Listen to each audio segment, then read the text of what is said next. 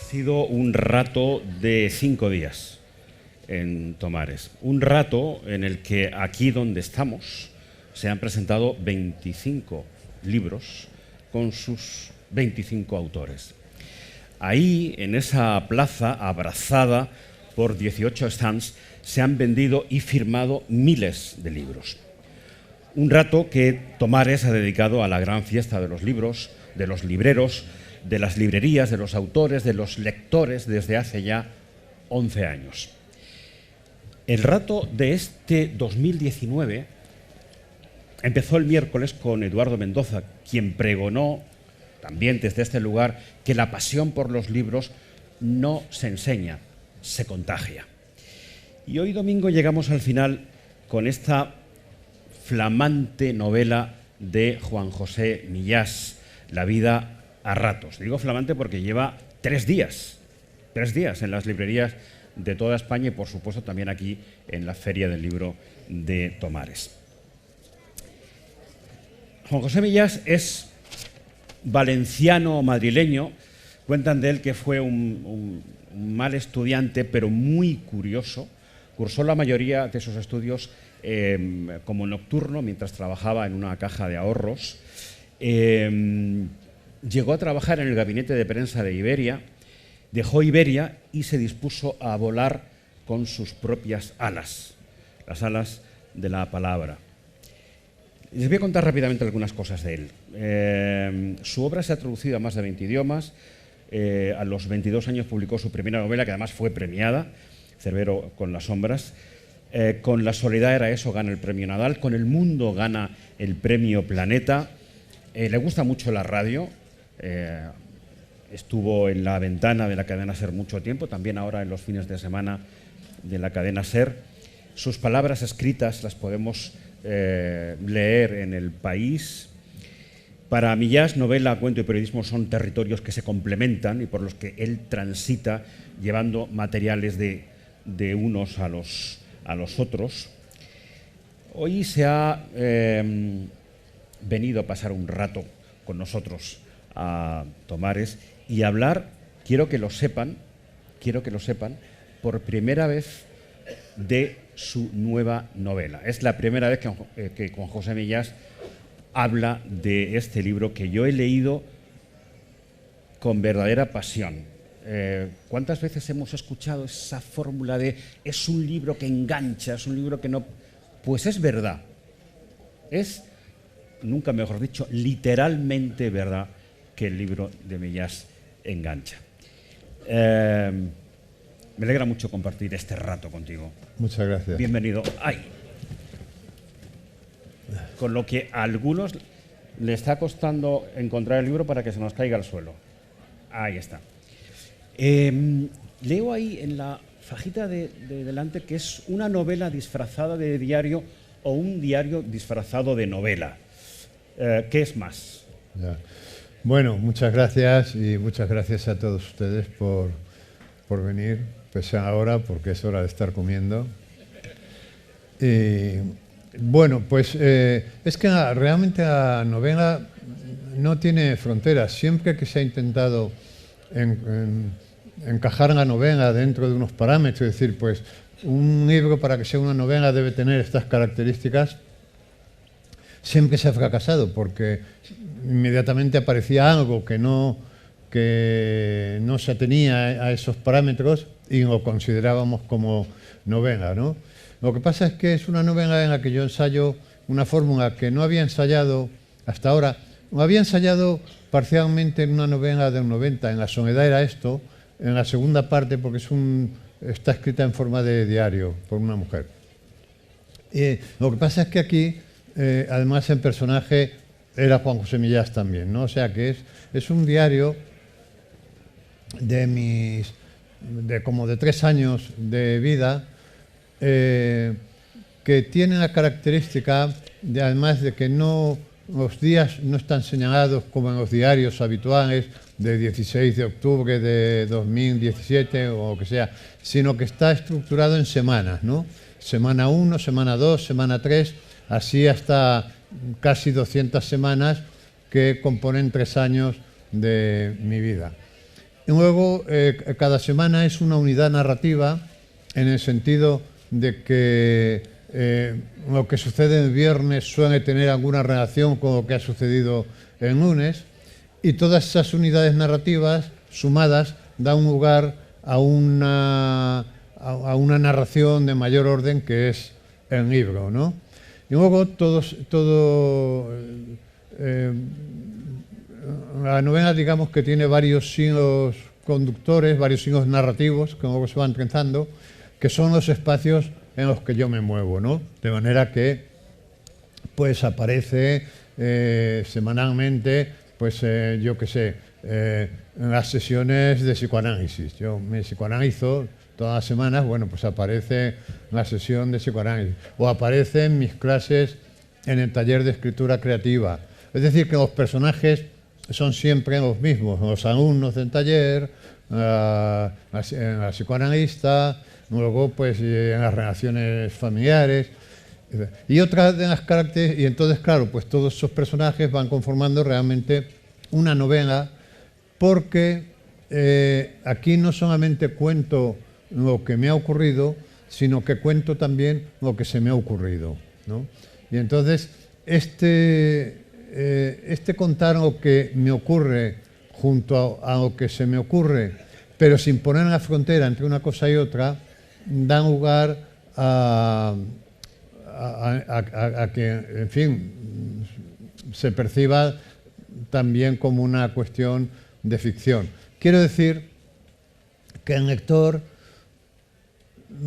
yo he pretendido situar al lector en la misma posición en la que me he situado yo a escribir, que es una posición semejante a aquella que nos ocurre cuando nos acabamos de despertar, pero todavía no estamos despiertos del todo, de manera que estamos como en un estado de ensueño, es decir, que tenemos un pie en el sueño, pero otro en la vigilia. Es un estado muy creativo que a mí me gusta mucho cultivar, y soy un experto además en cultivarlo, porque es un estado en el que se te ocurren muchas cosas, ¿no?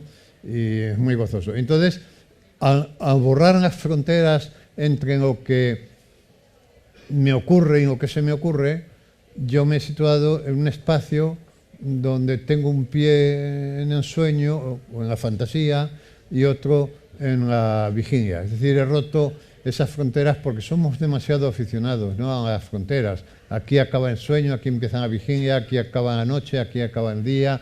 Y en la vida, en la realidad no es así. En la vida, en la realidad, en la vida, los materiales se entremezclan. De hecho, la fantasía está absolutamente entremezclada con la ficción. Si nosotros, yo qué sé, por la mañana nos fijamos en la gente que va al trabajo en el coche o vamos en el autobús y miramos los rostros de la gente que va con nosotros, pues por las caras que tienen podemos imaginar que no están allí, que no están en el autobús, que están fantaseando con que les tocan la lotería, con que su jefe se muere, en fin, con que la vida por fin les va a empezar a tratar como se merecen, ¿no? Lo que pasa es que no hablamos, en la vida cotidiana no hablamos de lo que se nos ocurre, hablamos de lo que nos ocurre, ¿no?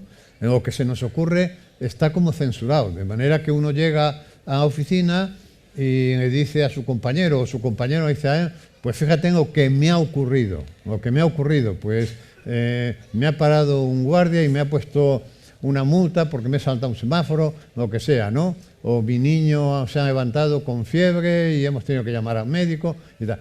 Pero sería impensable que uno llegara a la oficina y alguien empezara una conversación diciendo, no fíjate en lo que me ha ocurrido, sino fíjate lo que se me ha ocurrido. Se me ha ocurrido que llegaba a casa y me encontraba a mi marido muerto en el suelo con una bolsa de plástico atada alrededor del cuello, que es una fantasía que tienen muchas mujeres todos los días, ¿no? Pues nadie empieza una conversación de ese tipo. Es decir, nadie habla de lo que se le ocurre porque hay un mandato que dice lo que se nos ocurre está prohibido, ¿no? Esto yo se lo digo muchas veces cuando voy a dar charlas a institutos o a colegios, se lo digo a los alumnos, ¿no? Digo que hay cualquier alumno de 12 o 13 años, si me preguntas, te puede decir con bastante exactitud, porque no ha estudiado, cómo es su cuerpo. Te puede decir que tiene un aparato digestivo y un aparato circulatorio y un aparato de lo que sea, ¿no? Pero si tú me preguntaras dónde está o en qué consiste la capacidad de imaginar, es decir, dónde está el aparato imaginario, y nos pasamos la vida imaginando más que haciendo. Quiero decir que la mayor parte de nuestra vida la dedicamos a fantasear, a imaginar, ¿no? Pues se quedaría muy desconcertado. ¿Por qué? Porque no hay ninguna asignatura, ni siquiera una lección de una asignatura donde se estudie que además del aparato circulatorio, digestivo, locomotor, etcétera, tenemos un aparato capaz de producir fantasías, capaz de producir delirios, y que además es el que más usamos, mucho más que el que están ustedes pensando ahora mismo. Es decir, es el aparato más usado porque además ese en el que están ustedes pensando depende mucho del imaginario, ¿no? Entonces, es sorprendente que nadie hable de esto, ¿no? Cuando, además, lo que llamamos realidad, que es una parte de la realidad, porque las fantasías también forman parte de la realidad, lo que llamamos realidad está determinado por la fantasía, porque todo lo que se nos pasa por la cabeza pasa tarde o temprano por lo que llamamos realidad. Quiere decir que para que esta copa existiera, alguien se tuvo que meter un día en la cama fantaseando con ella, fantaseando con la forma, la peana, la copa. Para que esta botella existiera, pues alguien se metió un día en la cama y la imaginó y tal. Y todo lo que imaginamos luego se convierte en realidad. Esto, o sea, todo lo que ven ustedes aquí, son realidades imaginadas en el aparato ese de la voz, ¿no? El audio, en la pantalla, el trasto este que hay aquí atrás con la feria del libro Tomares. Tomares es un lugar imaginario también, ¿no? Es decir, todo es imaginario, todas las realidades, excepto los árboles, esos pobres árboles que sobreviven ahí, todas las realidades son imaginadas, todas, absolutamente todas, ¿no? Y entonces la pregunta es, ¿por qué no hablamos de ella? Bueno, pues volviendo al libro, yo lo que he hecho aquí ha sido mezclar esto, lo que se me ocurría y lo que me ocurría. Porque además lo que me ocurría muchas veces tenía que ver con lo que se me ocurría. Primero se me ocurría y luego me ocurría, ¿no? Por eso hay que llevar cuidado con lo que se nos ocurre. Yo no sé si, Juan José, no sé si tu libro es... No sé si has sentido pudor escribiéndolo, sabiendo que luego, claro, los lectores iban a saber todo lo que cuentas. No sé si es algo parecido a un desnudo integral, emocional, el que haces en el libro. Hay una pregunta, el libro empieza prácticamente con una pregunta que yo te planteo aquí. ¿Soy un viejo? ¿Soy un viejo? Luego cuentas que el envejecimiento no es lineal, que en algunos aspectos estás mejor que años antes. ¿En qué te ves mejor ahora que años antes? No, yo lo que decía, porque este diario lo empecé con 67, 68 años, luego en fin, he seleccionado, digamos, lo que era más interesante, ¿no? Con la fantasía de que podía ser un diario de la vejez, hasta que me di cuenta, lo contaba precisamente esto esta mañana en la radio, ¿no? Hasta que me di cuenta que era imposible, porque en la vejez, intentar ver la vejez es como intentar ver crecer la hierba, ¿no? La vejez no llega de golpe, ¿no? Va llegando de un modo artero, traicionero, y no es que un día digas, ya no puedo subir las escaleras del metro, no, vas subiendo, cada vez te vas cansando más, pero es muy lento, ¿no? Y a lo mejor un día dices, bueno, voy a subir por las mecánicas, ¿no? esto, pero no te has dado cuenta, ¿no? Te crees que no has elegido. Pues.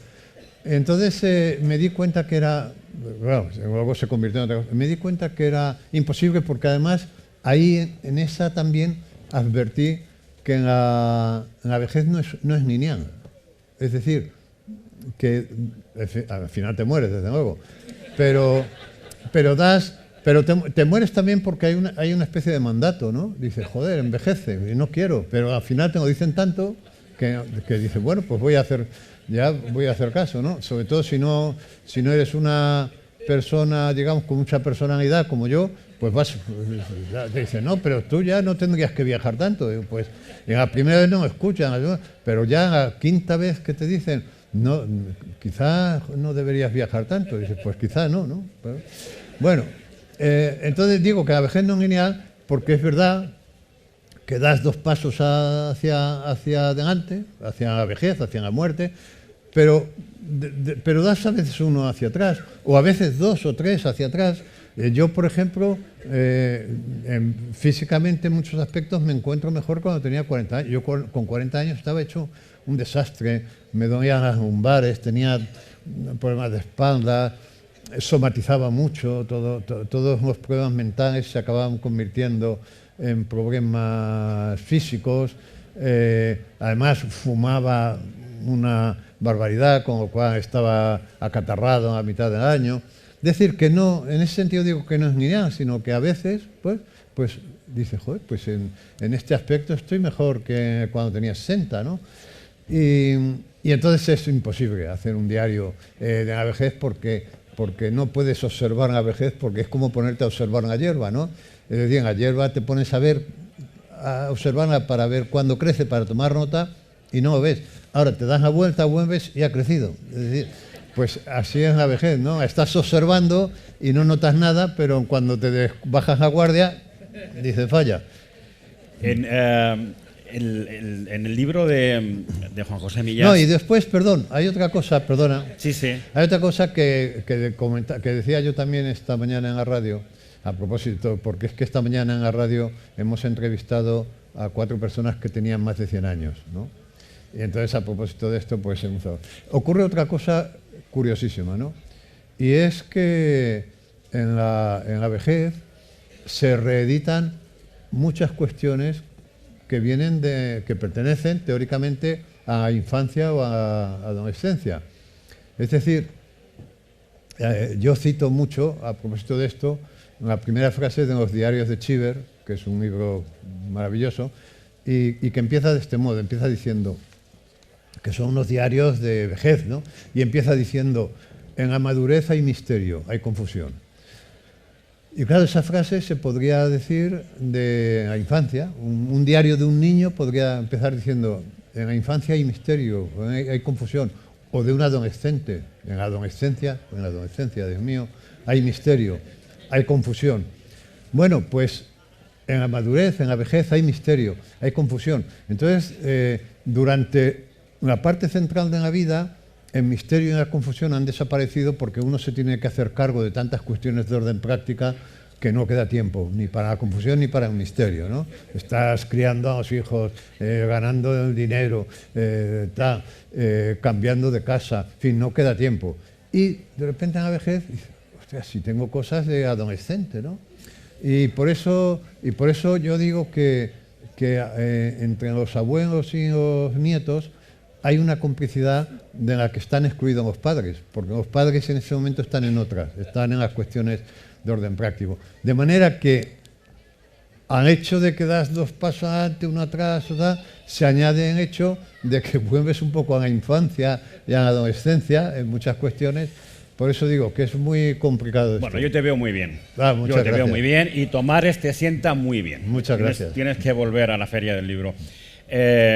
Cuenta Millás que en un día de una de las semanas del diario novela empieza a leer a un poeta sueco que parece un medicamento para alteraciones del carácter, Trastommer. Es el nombre del poeta. Claro, yo lo vi en una librería y lo compré porque creí que era una medicina. No, pues... Trastormer. Oye, ¿qué te altera el carácter? a ti? ¿A mí qué me altera el carácter? Sé que la impuntualidad, por eso La hemos intentado impuntualidad. empezar lo más puntual posible. Lo que más me altera es no comer a la hora.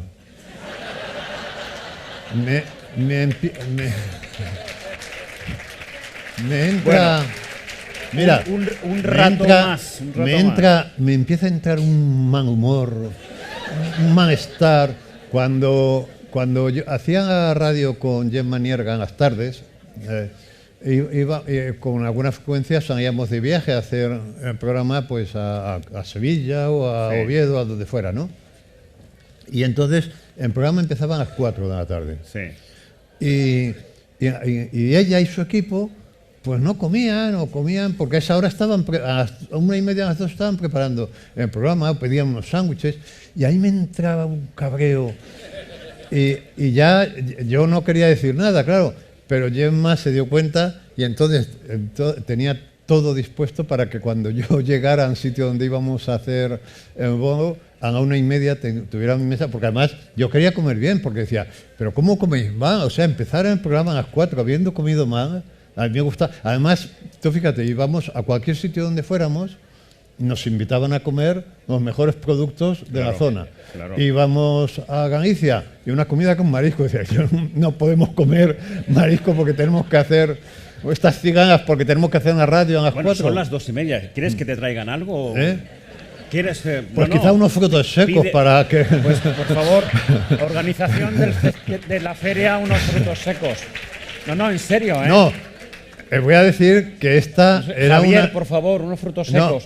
Esta era una de las grandes preocupaciones del día de hoy, porque cuando me dijeron en la editorial, llegarás a hotel, llegaba a hotel a las 12, me parece, a las 12, a la 1 te irá a buscar Cervantes, llegaréis a la feria del libro, a las 2, y yo dije, ¿y cuando comemos? ¿Cuándo comemos? Cierto, lo hemos veniendo para acá. Lo hemos dijeron, no, luego cuando terminéis, pero estáis locos. Les dije. De manera que me he tomado un pincho de tortilla en el hotel antes de salir para no dar un espectáculo.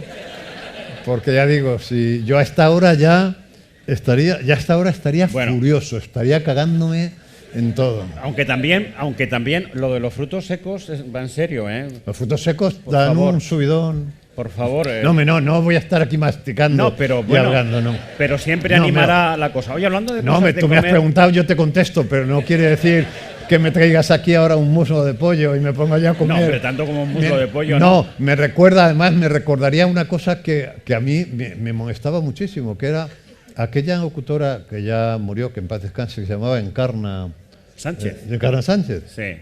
Encarna Sánchez, que tenía una cara dura impresionante.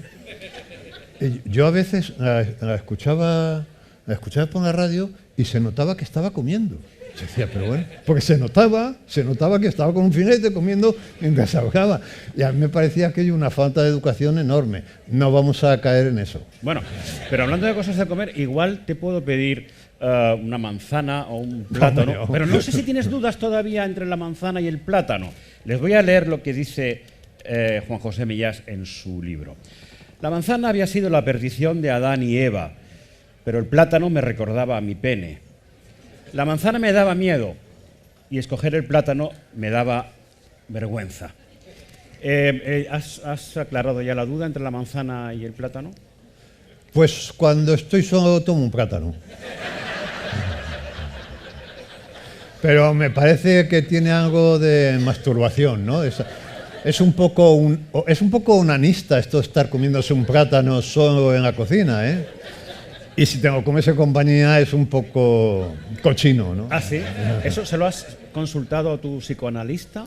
Pues sí, hemos hablado muchas veces del plátano. Muchas veces ha salido a reducir el plátano, ¿no? Sí. Bueno, ¿Y qué el plátano y el pene. Lógicamente por asociación, ¿no? Porque como cuento esto en el diario, un día soñé que estaba hablando con un monje budista calvo y el monje me enseñaba un peine y me decía, aquí, ¿esto es un peine o aquí hay un peine? Y yo, claro, me quedaba Dice, ¿qué querrá decir esto? ¿Esto es un peine o aquí hay un peine? Pero a base de pensar me daba cuenta de que efectivamente aquello era un trozo de plástico con forma de peine, por lo tanto no era un peine, había un peine, casualmente allí, ¿no? Pero claro, seguí esto, y lo saco en la consulta con la psicoanalista y de repente peine, claro, me quitas ahí, queda pene, y entonces ya me pregunté, ¿y esto es un pene o aquí hay un pene? Esta es la pregunta que nos deberíamos hacer todos los hombres. ¿Esto es un pene o aquí hay un pene? Y la respuesta correcta es que no es un pene, sino que ahí hay un pene. Es decir, ahí hay un pedazo de carne que ha adquirido la forma de pene. Fíjate. Pero no es un pene, hay un pene. Del mismo modo que en el peine de plástico no hay un peine, sino que hay un peine. Pero es un trozo de plástico, ¿no? No sé si me he explicado. Pero es que la hipoglucemia empieza igual nos tienes que dar la dirección de tu psicoanalista para que también nos lo explique. Oye, ¿y qué haces cuando te toca psicoanalista y ese jueves se ha puesto mala? Que también... Pues creo que me miente. Creo que está harta de mí. Creo que está harta de mí y que ha decidido descansar ese día. Y de hecho, una de las veces que me dijo que estaba enferma, fui y estuve mirando por los alrededores a ver si llegaba. Y me ocurrió una cosa tremenda un día con esto, por llegar a ver si la veía llegar. Y es que lo cuento también ahí.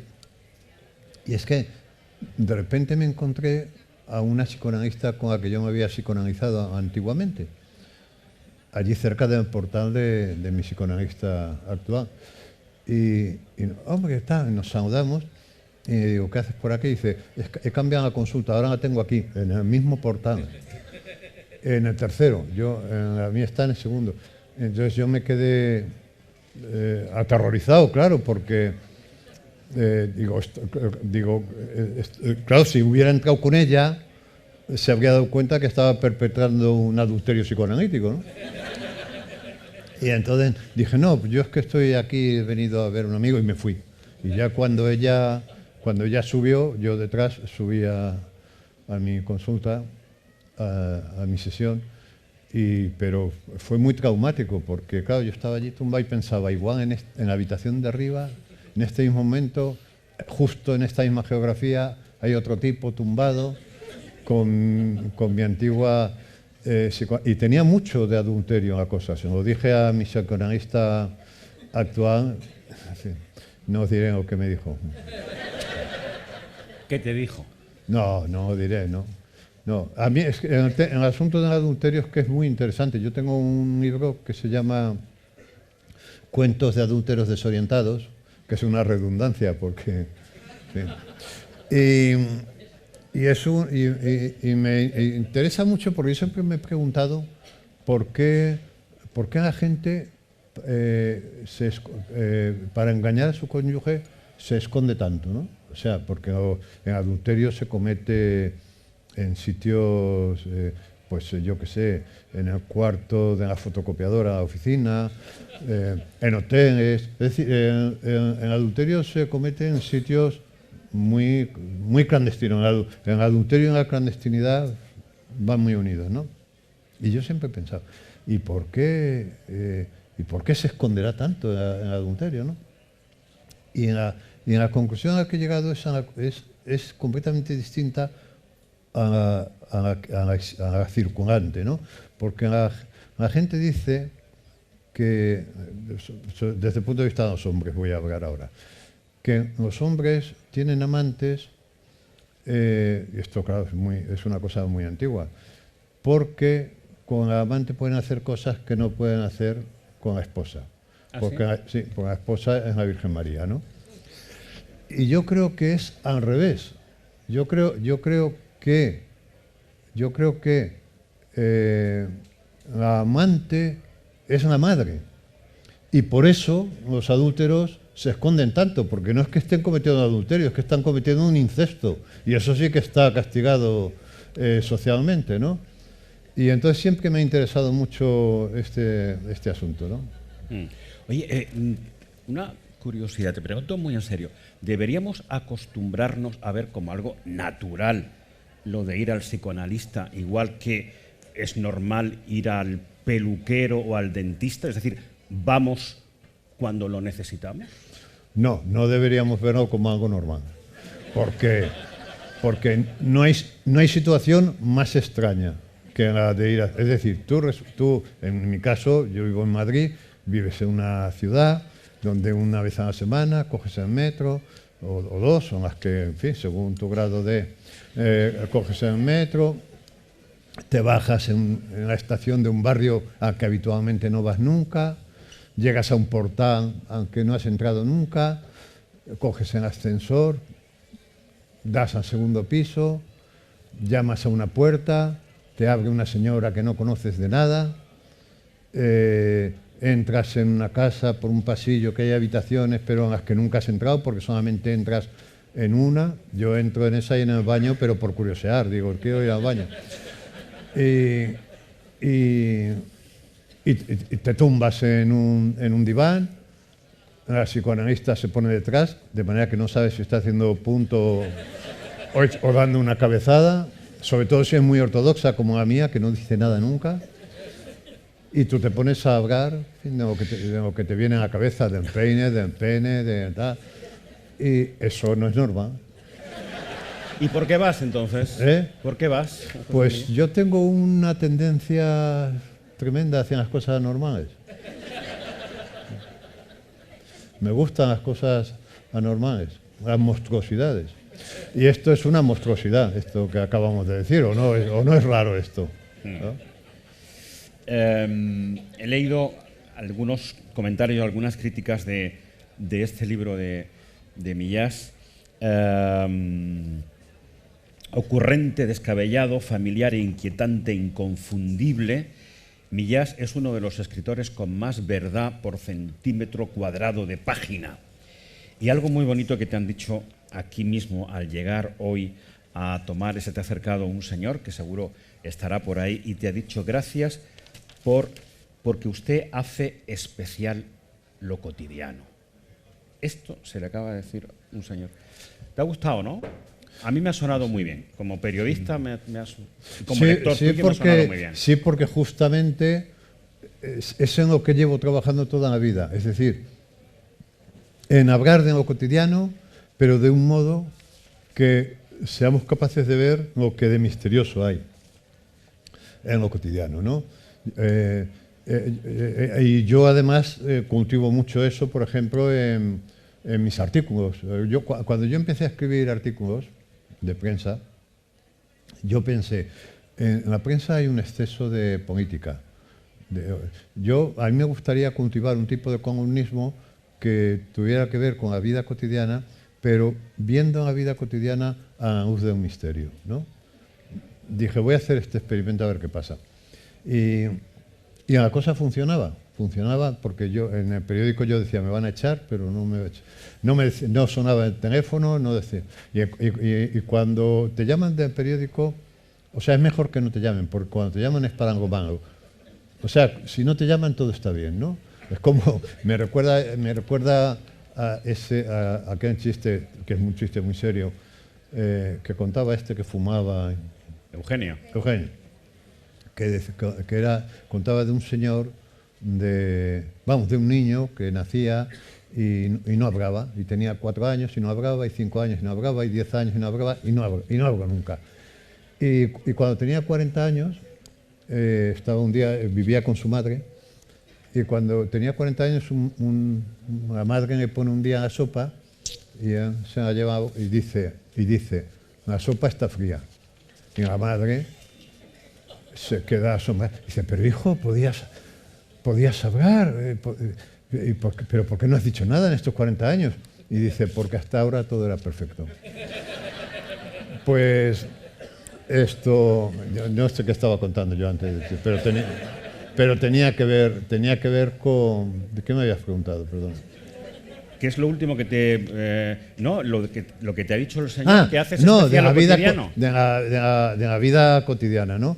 Pues decía que entonces que un día estaba yo en Galicia y un periodista me reprochó, me estaba haciendo una entrevista, me preguntó, pero yo creo que lo hacía con cierto tono de reproche.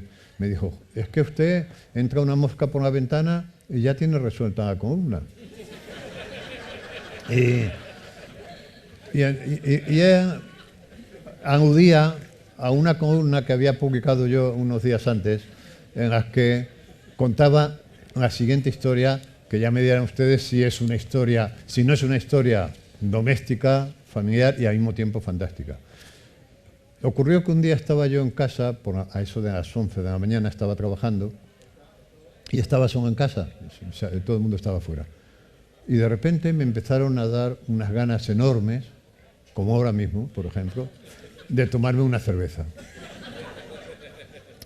Y yo deseché la idea porque nunca bebo escribiendo y a mí a las 11 de la mañana es que ni se me pasa por la cabeza tomarme una cerveza, ¿no? Pero la idea volvía y cuanto más lo rechazaba, con más fuerza regresaba, de manera que yo ya empezaba a ver anuncios de cerveza, estos que se abre y sale esta especie de humillo, de espuma. Y llegó un momento en que pensé, bueno, el único modo de solucionar esta situación es tomarme la cerveza. Entonces fui a la cocina y al abrir la nevera salió una mosca de dentro de la nevera. Y entonces yo pensé, caramba, ¿por qué medios telepáticos esta mosca habrá metido en mi cabeza la idea de que me bebiera una cerveza para salvar su vida? Porque si yo no hubiera abierto la nevera a las 11, no la habríamos abierto hasta la hora de comer y la mosca se habría muerto. Bueno, ¿es este un suceso portentoso de la vida cotidiana? Pues esto, y la vida cotidiana está llena de estos sucesos, pero llena, repleta de estos sucesos portentosos. Lo que pasa es que no los vemos. No los vemos porque estamos con la cabeza en otra parte. Es decir, que a una persona, digamos, normal, en el mejor de los sentidos de la palabra, me pasa esto, sale una mosca, y bueno, dice, y siga lo suyo, pero no se le ocurre pensar en la relación causa-efecto, ¿no? Entonces, en lo que me ha dicho este señor ahí, pues tenía toda la razón, porque justamente es lo que yo llevo intentando hacer toda la vida, ¿no? Unir lo fantástico con lo cotidiano. Bueno, querido con José Millás, ante el éxito de los frutos secos que no han llegado, no seré yo quien te pida una cerveza ahora. Además son las 3 menos 10. Es la hora de irse a comer. Creo que ya deberíamos. Y esta familia querrán también comer en sus casas o en los bares o restaurantes de Tomares. Bueno, ayer aquí mismo... ¿Y qué vamos a comer, por cierto? Bueno, no lo sé, pero ya te digo que aquí se come... ¿Se come bien? Muy bien. Qué bien. Muy bien. El otro día se quejaba Eduardo Mendoza de otras ferias del libro, por supuesto no españolas. ¿Se quejaba de que qué? en Frankfurt se comía fatal. Bueno. En la feria del libro de Frankfurt se come fatal. Se come bien en todos los sitios. Es cuestión de elegir. En Frankfurt, yo he estado en Frankfurt y en Frankfurt he comido estupendamente. ¿Salchichas o...? Pues un surtido de salchichas alemanas es un plato con un poco de puré, es un plato exquisito, por ejemplo. Bueno, se nos está haciendo la boca agua. Por eso no sigamos por ahí, que camino de no, aquí se come muy bien, como vas a comprobar dentro de un momento. Bueno, ayer estaba aquí en este mismo lugar y más o menos a esta hora Víctor Amela, que lleva 2.400 entrevistas en la contraportada de La Vanguardia, y yo le pregunté, ¿has entrevistado a Millás alguna vez? Me dijo, no, pero me gustaría mucho. Y entonces le dije, mira, pues mañana va a estar aquí, va a clausurar la Feria del Libro de Tomares, ¿por qué no le haces una pregunta? Y grabó una pregunta para ti. Vamos a escucharla. Dentro. Hola Juanjo, un honor y un gusto poder interlocutar contigo virtualmente. Me piden que te formule una pregunta y lo voy a hacer. Tu libro se titula La vida a ratos. Cuéntanos, sé generoso con todo este público que está aquí viéndote. Cuéntanos ese rato de tu vida que no has incluido en el libro La vida a ratos, pero que ahora nos vas a contar y que es por alguna razón significativo para ti y que habla de ti y que cuando nos lo cuentes vamos a conocerte un poco mejor. Gracias, Juan José. Gracias por ese rato. Un saludo. Pues es que si fuera contado, ¿qué me habría contado? No se me ocurre, pero no se puede contar, ¿no? Mira, pero sí me acuerdo de un suceso de infancia que no sé si he contado, que marcó mi vida, ¿no? Que un día volvía yo del colegio y había unas obras que ya se habían ido los obreros, pero habían puesto unas vallas y entonces había una lámpara de carburo. Antiguamente se ponían lámparas de carburo para señalar que allí había una obra, que la gente no tuviera. Y yo cogí una piedra y rompí la lámpara de carburo, eran de cristal, eran muy bonitas, por cierto, aquellas lámparas. Y entonces se apareció un señor. No me lo puedo creer. La cerveza, la cerveza. Bueno. Muchas gracias. No te quejarás de cómo te cuidamos en Tomares, ¿eh? Se me apareció un señor con un abrigo gris, con las solapas así levantadas y un sombrero que se usaba entonces, como de fieltro gris y tal. Y me dijo, ¿por qué no lo has hecho? Y se fue. Y yo empecé a temblar, pensé que me iba a detener, que me iba a dar. Y yo muchas veces he pensado, y se fue, y desapareció. Y aquello para mí fue un momento, quiero decir, que muchas veces cuando he ido a hacer algo malo en la vida, se me ha aparecido este señor. ¿Por qué vas a hacer eso, no? Y yo soy ateo, pero yo creo que aquel señor era Dios. Y, sí, porque yo creo que aquel señor me evitó ir a la cárcel. Ajá. Porque se empieza rompiendo una lámpara de carburo. Bueno, la chica que te ha traído la cerveza es una diosa, ¿eh? Bueno, pues a salud de todos ustedes.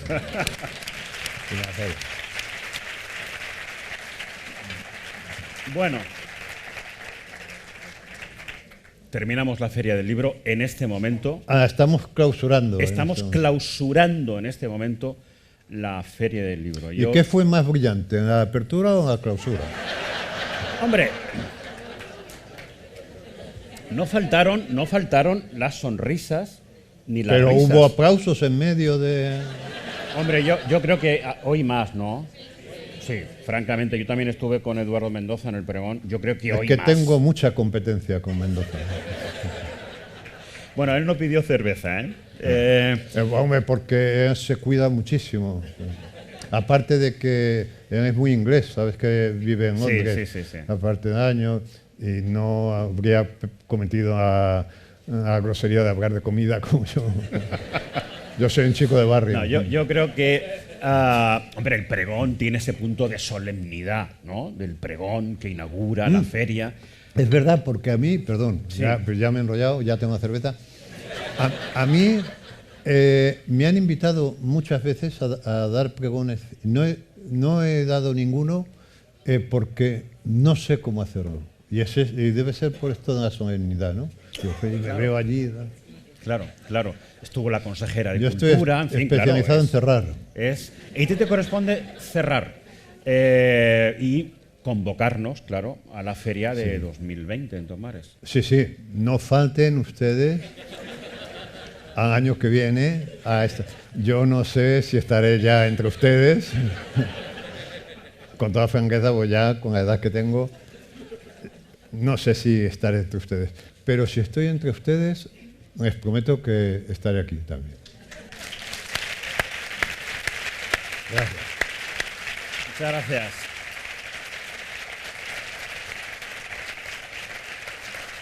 En un momento de tu libro, viajas en el AVE a Barcelona y una señora te pregunta, ¿a qué va usted a Barcelona?